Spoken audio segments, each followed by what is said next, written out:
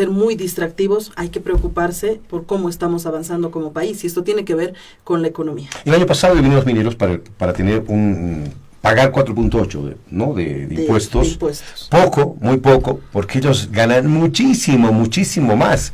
3.000 millones de dólares sacaron, ¿no? Imagínate lo que...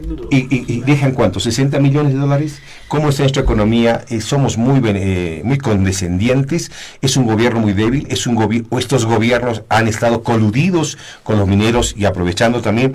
¿Qué nos dice nuestro invitado de hoy, José Gabriel Espinosa, él es analista económico, en torno a la economía? ¿Cómo va a repercutir este tema? Están viniendo los mineros acá, José Gabriel, a pedir, por ejemplo, que se abran los parques, que se abran las reservas naturales para seguir explotando oro, seguir metiendo mercurio, matando la fauna. ¿Cómo ve usted este tema y cuánto puede ayudarnos a la economía del país a abrir más el tema de la explotación del oro? José Gabriel, buenas tardes, un gusto saludarlo. ¿Cómo estás, Gonzalo? Como siempre, un gusto estar contigo. Bueno, lo que está sucediendo hoy día con el caso de los mineros en particular tiene que ver con un deterioro generalizado de la economía y por lo tanto pues presiones de grupos corporativos para tratar de obtener o compensar las rentas que están empezando a caer.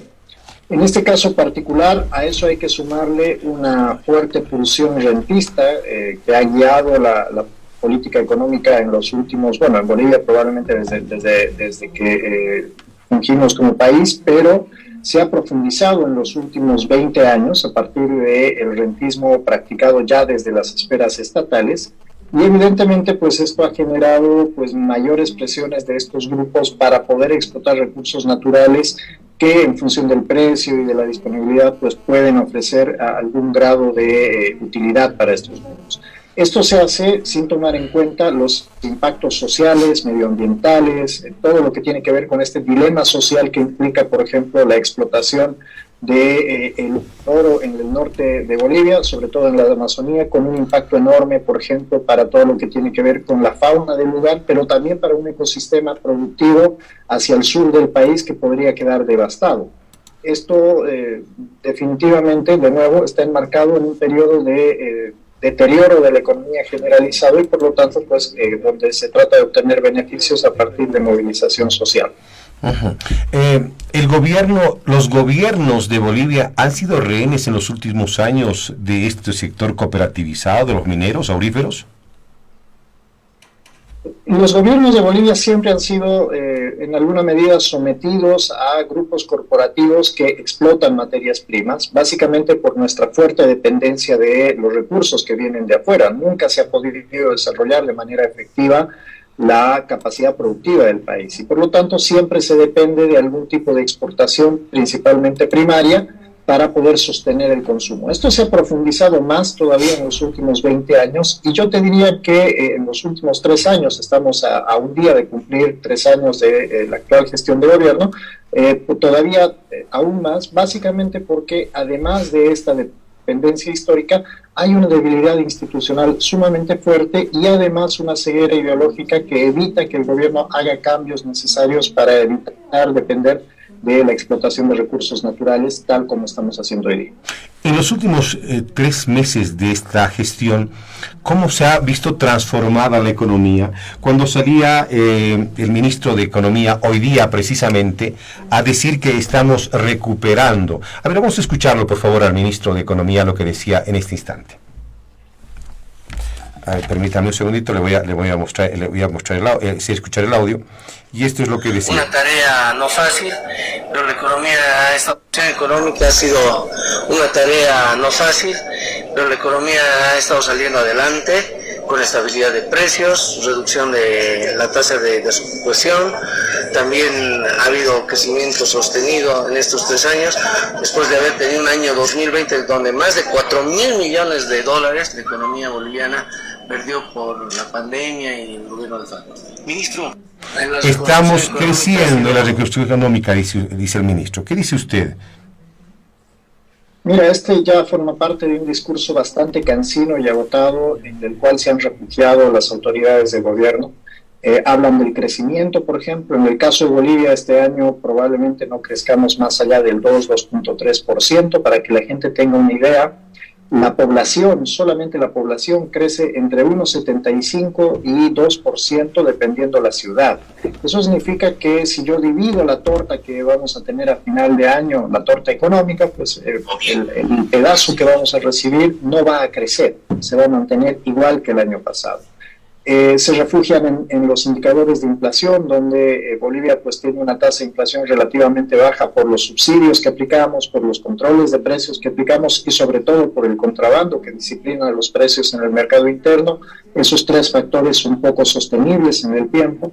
Se habla mucho de la baja desocupación en Bolivia. Bolivia históricamente ha tenido una desocupación relativamente baja, pero el gran problema hoy día no pasa por el alto grado de ocupación que tenga la economía, sino por el deterioro de las condiciones laborales. Hoy día el taxista que nos escucha en la calle o la señora que está en el puesto, estoy absolutamente seguro que gana bastante menos de lo que ganaba incluso antes de la pandemia. Entonces, la economía, si bien en indicadores macro, ha mantenido cierta estabilidad con un deterioro progresivo, evidentemente, la economía de las familias pues se ha venido deteriorando muchísimo más y de hecho hoy día la problemática es tan fuerte que las perspectivas, todas las encuestas de perspectivas económicas señalan que ha habido un cambio muy fuerte. En el pasado la gente entendía la crisis como algo, digamos, del presente, pero tenía la esperanza de que el futuro iba a ser mejor. Hoy día la gente presume que hay crisis en la economía y además entiende que el futuro podría ser peor. Entonces, esto es algo que el gobierno no está controlando. Lamentablemente, la negación de esta crisis, pues lo único que está haciendo es profundizar los problemas, la ausencia de dólares, la repetitiva falta de combustibles, los precios crecientes en productos perecederos básicos para el consumo del hogar, pues no escapan a la realidad y esto se percibe por la población. José Gabriel, ¿cuánto ayudó la ley del oro? Llegaron el año pasado los mineros, presionaron al gobierno, lograron el 4.8% de pagar los impuestos. Eso podría habernos dado una esperanza supuestamente para mejorar, pero ¿ha ayudado la ley del oro? ¿Los convenios y acuerdos con los mineros ha ayudado a la economía nacional? Mira, de hecho, lo que está sucediendo en este momento en La Paz tiene que ver con la incapacidad del gobierno de alcanzar acuerdos estables, sostenibles. Se acordó llevar adelante el tratamiento de la reglamentación tributaria y de la nueva ley tributaria para el sector minero en aquel momento para que se apoye la aprobación de la ley de oro. Luego el gobierno, por esta pugna política que mantiene con el levismo, pues no pudo aprobar ningún otro tipo de ley y por lo tanto incumplió sus acuerdos. Ahora, estos más de 1.800 millones de dólares de oro que se le ha permitido al gobierno gastar para sostener las reservas internacionales, pues han durado muy poco tiempo. El dato que presenta el Banco Central a la Asamblea el 9 de septiembre señalaba que en menos de 4 meses se habían gastado prácticamente la totalidad del oro disponible para esta gestión, lo cual va en contra del discurso que se había planteado en mayo, cuando se decía que con ese nivel de uso de reservas pues se iba a estabilizar la situación hasta el 2025 por lo menos. Uh-huh. ¿Qué va a pasar y qué cree que diga mañana el presidente en relación a los hidrocarburos, a la falta de diésel, a estos pagos que no se han hecho, por ejemplo, a la Argentina? En el tema hidrocarburífero tampoco estamos bien. Mira, tenemos dos grandes problemas en YPFB. Uno de ellos tiene que ver con la producción. Hay un deterioro progresivo de la producción. Esto repercute, por ejemplo, en el hecho de que la gasolina hoy día cada día más es importada. En el pasado cerca del 40 o 50% de la gasolina que consumíamos en Bolivia era importado. Hoy día estamos en el orden del 70-75%. Ni hablar del diésel, el petróleo que nosotros tenemos no produce diésel y por lo tanto dependemos casi en su totalidad de diésel importado. Y a eso hay que sumarle un agotamiento de sus reservas, un estrangulamiento por parte del propio gobierno de la caja en dólares, sobre todo de YPFB. Hoy día YPFB depende del propio Banco Central para poder hacer frente a los pagos que tiene que hacer, principalmente a los operadores de los campos de gas y también a los proveedores de hidrocarburos líquidos. Está fallando en ambos lados porque el Banco Central no le está proveyendo las divisas necesarias y por lo tanto tenemos aquí un doble problema. Los ingresos se van reduciendo y al mismo tiempo los pagos no se están pudiendo hacer, poniendo en riesgo la estabilidad energética en el país. Esto es sumamente preocupante, es uno de los principales factores de crisis que podría desatar el próximo año confusión social o mayor inestabilidad en lo político y también en lo económico. Ahora, tú me preguntabas sobre el discurso del presidente Arce. Esperaría que el presidente Arce mañana dé un cambio de timón, por lo menos desde lo discursivo, para aceptar algunos problemas y tratar de buscar soluciones. Sin embargo, lo que nos ha ido mostrando en los últimos meses es básicamente una negación constante de varias de estas crisis y más bien un refugio en algunos indicadores seleccionados para tratar de mostrar de que esto está bien, contrariamente a lo que se percibe en la población. José Gabriel, ¿y nos podría decir tal vez algo bueno que ya ha hecho el gobierno en 3 años de gestión de gobierno? Mira, hay algunas medidas que lamentablemente se han tomado de manera muy aislada, que daban alguna señal positiva. El caso de la devolución del IVA, por ejemplo, a los consumidores, del RCIVA. El caso, por ejemplo, de el arancel cero para la importación de vehículos eléctricos y de maquinaria eléctrica para la agroindustria, por ejemplo, eran iniciativas positivas, pero que deberían haber sido enmarcadas en una política integral. Si hoy día el gran problema de Bolivia va a pasar por la energía, pues probablemente pasar al uso de energía eléctrica era una política integral que debería haber sido pues reforzada con medidas más estratégicas y estructurales, no con medidas tan puntuales y tan sueltas entre sí. Eso daba una buena señal al principio de su gobierno, pero como te digo, luego se han ido perdiendo en el tiempo. Dicen que para medir la economía, el crecimiento de la economía, hay que ver cuánto se compra en electrodomésticos, cómo compra la población los electrodomésticos, y esa es una forma de medir. ¿Cómo estamos en esa mirada? ¿La gente está comprando electrodomésticos?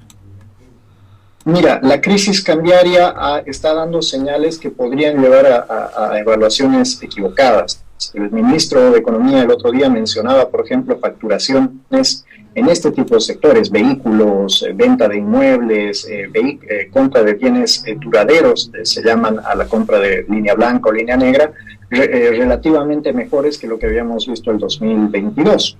Y esto tiene que ver con dos motivos. El primero de ellos es que mucha población que no ha podido retirar sus dólares del sistema financiero ante la ausencia de divisas, pues ha tomado esos ahorros convertidos a bolivianos y ha decidido refugiarse en este tipo de productos que van a mantener valor, ¿no?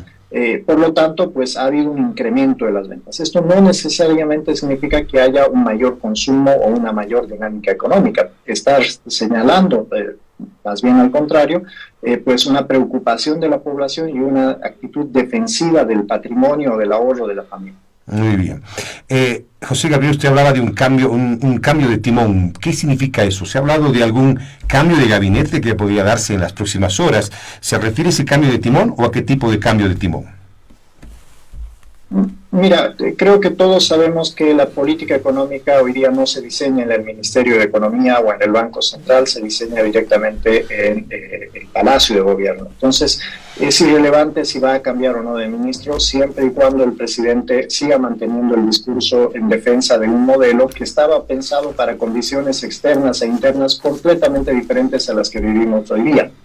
Cuando se aplicaba esto que llama modelo el presidente allá por el 2006, 2008 hasta el 19, pues el mundo era un mundo en el que la inflación era baja, había mucho dinero disponible, las tasas de interés eran bajas y había un crecimiento relativamente homogéneo en todo el planeta. Hoy día esas cuatro condiciones han cambiado sustancialmente y por lo tanto pues empezamos a ver la problemática que enfrenta el gobierno en el mercado externo. A esto hay que sumarle el agotamiento de las divisas en el mercado interno, la retracción del consumo y la caída del crédito, que era un gran dinamizador del consumo en Bolivia. Entonces, si no se ajusta primero el discurso y segundo algunas medidas de política económica probablemente enfocadas a ser más amigables con el sector exportador, que es el que nos puede proveer dólares para evitar ajustes mucho más duros para la población, pues la situación puede empeorar rápidamente, ¿no? Muy bien, en ese momento teníamos a los bananeros, empresarios de Cochabamba, pidiéndole a la Argentina les pague 12 millones de dólares, y decían ellos,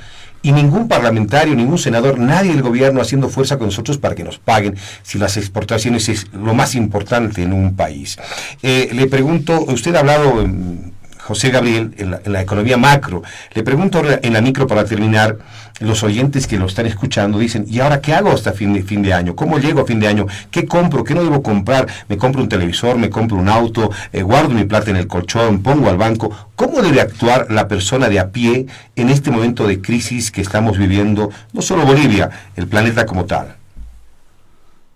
Mira, mucho depende del nivel de ingresos. Aquellas familias que llegan con las justas a fin de mes, probablemente la estrategia óptima y una de las pocas estrategias que tengan es mantener su consumo de bienes perecibles lo más adecuado posible, es decir, no dejarse pisar con el tiempo, algo que hacían las abuelas.